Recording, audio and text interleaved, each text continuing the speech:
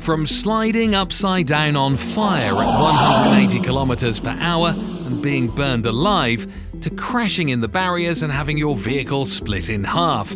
Guys, these are some of the unforgotten crashes in F1 history. In 2016, we must begin with Fernando Alonso. In the Australian Grand Prix, Alonso crashed heavily after crashing into the wall. He flipped in the air before landing upside down at 200 kilometers per hour. Fortunately, he was not critically harmed and was able to get out of his McLaren. But believe me, that's nothing compared to what Max's father, Jos Verstappen, endured in one of F1's most memorable fire accidents. Jos came to the pits after 15 laps in the 1994 Hockenheim race, looking for a normal pit stop. Instead, he received the biggest shock of his life, fuel gushing from the fueling hose, igniting his hot automobile. This quickly turned into a disaster, with Verstappen trapped in his car and his surroundings on fire. Well now, just let's keep calm. There are a lot of fire officials down there and the fire is already out. And remember when Gerhard Berger had his car burst into flames in Imola and he was sitting in the car unconscious. Everything flew up in flames and it was immediately dark and black, and I couldn't breathe, according to Jos. Despite this catastrophe, pit stop refueling stayed in Formula One until 2010. However, after numerous additional instances happened as a result of refueling, it was permanently forbidden. Despite the fact that Jos survived his catastrophic crash, another driver did not, which grabbed headlines and became one of the worst moments in F1 history.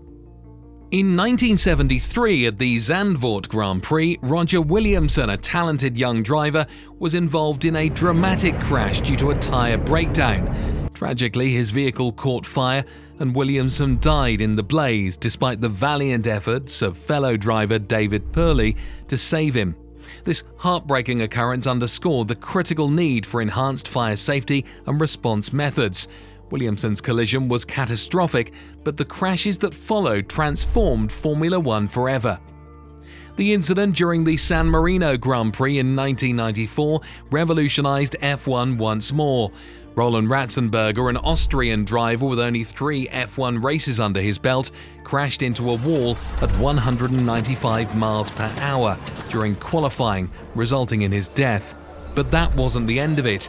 Ayrton Senna, one of the greatest F1 drivers of all time, crashed and died the next day in one of the most horrific incidents in F1 history.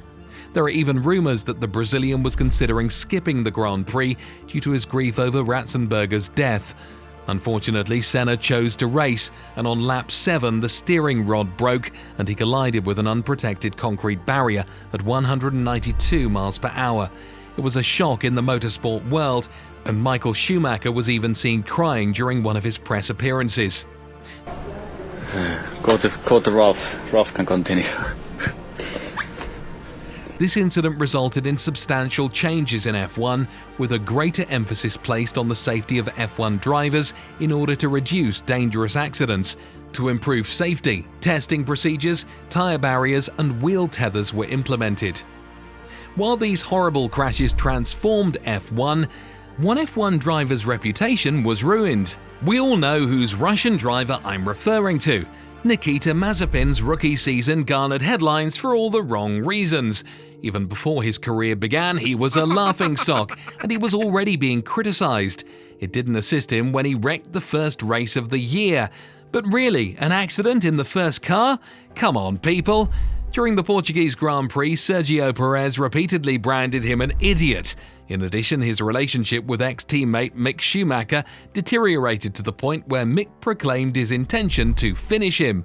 But while these drivers' crashes were absurd, another F1 driver was involved in a crash that not only ruined his life, but also impacted F1. But first, in order to transform our channel into an always motivated content creator, please hit the subscribe button to never miss out on anything at DRS. Romain Grosjean was engaged in a scary incident during the opening lap of the 2020 Bahrain Grand Prix when he crashed into a metal barrier at 119 miles per hour. He experienced a peak force of 67 Gs.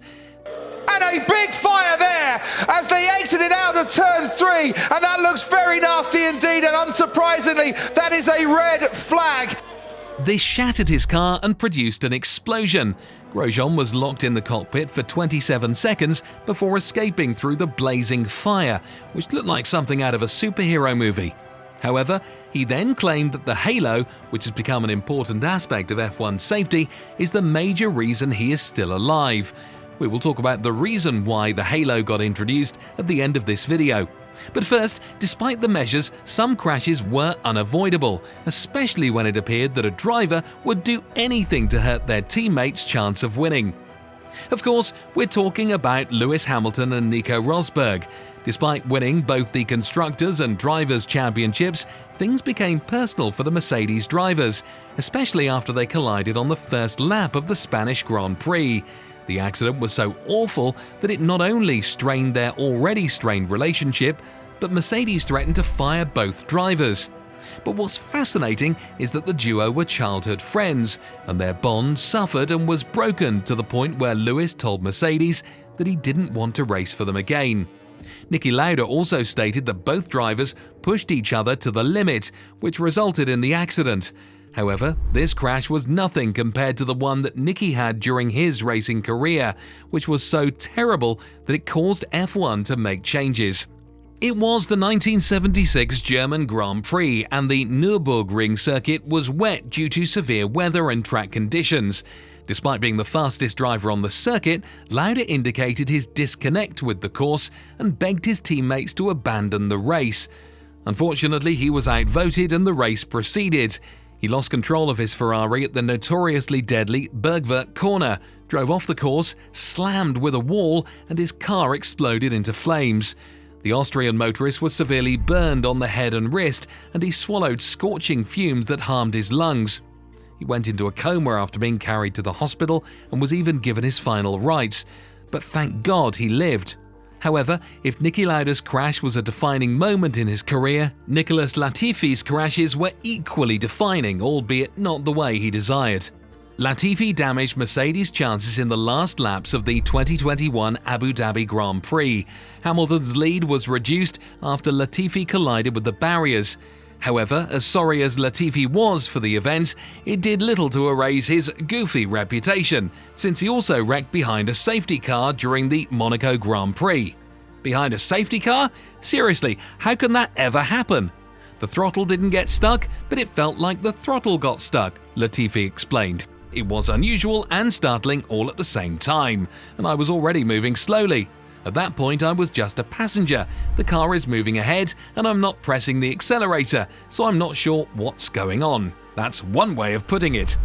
Surprisingly, that wasn't all. During the Japanese Grand Prix practice session, he became disoriented and took a dead end. He made a 180-degree spin and headed in the incorrect direction instead of continuing along the track layout. This certainly did not go unnoticed. But instead of owning up, he blamed the occurrence on the strangeness of the car. When Jackie Stewart crashed his car at the Spa circuit, he was left hanging upside down with fuel dripping down his face. Two other drivers rescued him from his ultimate jeopardy. He has since led several efforts to improve driver safety. Surprisingly, his first was that seatbelts were superfluous and uncomfortable. However, he has recently altered his mind after several new safety measures saved the lives of many drivers. When I first started in Formula 1, the tracks were horrifyingly dangerous. It was insane since there were no runoff areas. Telegraph poles, for example, were up close and personal. Despite the fact that Stewart had previously altered his mind about seatbelts, Carlos Sainz's crash spurred the FIA to investigate more into its seatbelt rule. Carlos Sainz collided with the wall at the Ascari chicane during the second practice session at the Monza track. No, edit, no.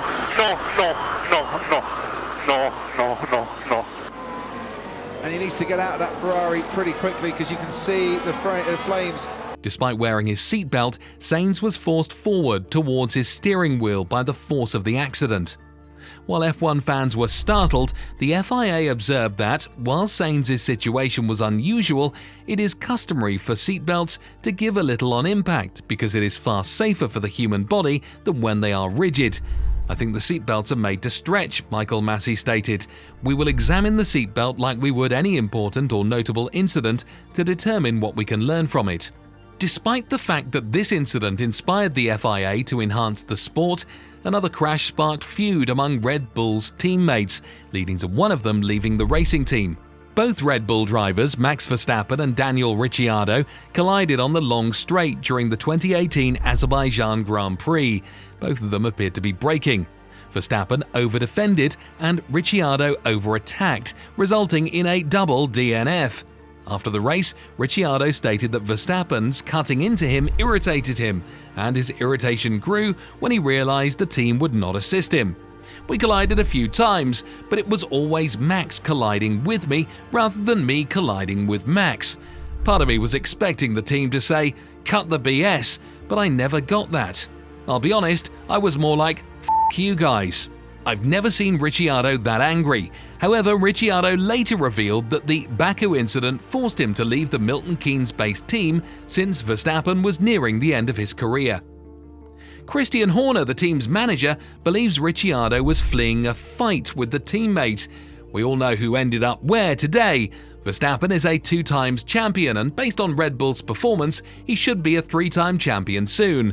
Nonetheless, this incident paled in comparison to Guan Yu Zhou's at the British Grand Prix. George Russell collided with Alfa Romeo driver Guan Yu Zhou on the first lap of the race, sending the Chinese driver's car flying over the track, sliding on its halo before being pushed over a concrete barrier and into the retaining wall. This collision was so severe that Zhou was practically skidding while upside down for quite some time.